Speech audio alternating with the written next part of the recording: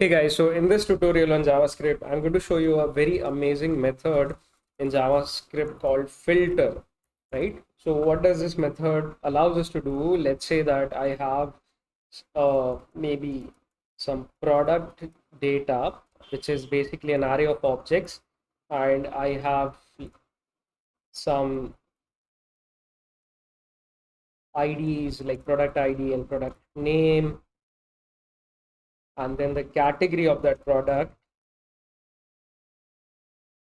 let's say smartphones. So let me create a few such products here, right? So maybe this is one, this is two, this is three, and this is four. So let's say first two products are smartphones. The other products could be something else like smartwatch, and this could be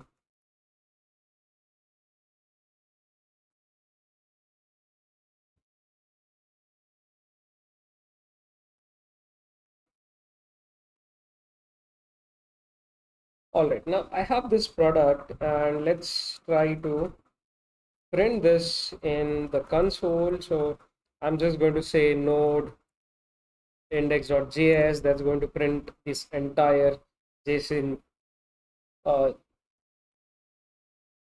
this array of objects inside the console. Now the problem here is, let's say that we have a query or a user just wants to access smartphones, so fetch only smartphones or smartwatch from this array. So we can do that by using the filter method. So I can say is modified products, or we can say smartwatches is equal to, this could be products dot filter.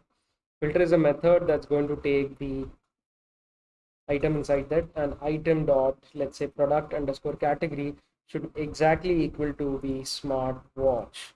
So notice what we just did here is we have created a new array, and we have just filtered out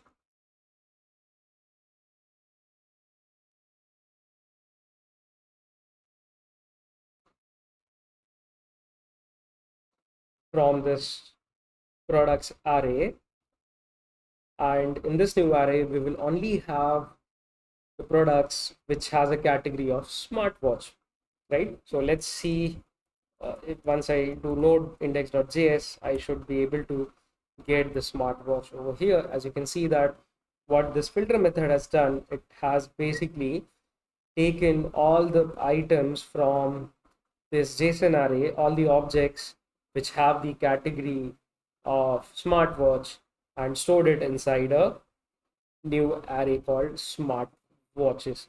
So I did not use a keyword here, and JavaScript did not complain. But if I want to use a keyword, I can again use a const keyword, and which will make that variable immutable. And let's now do a node index.js again.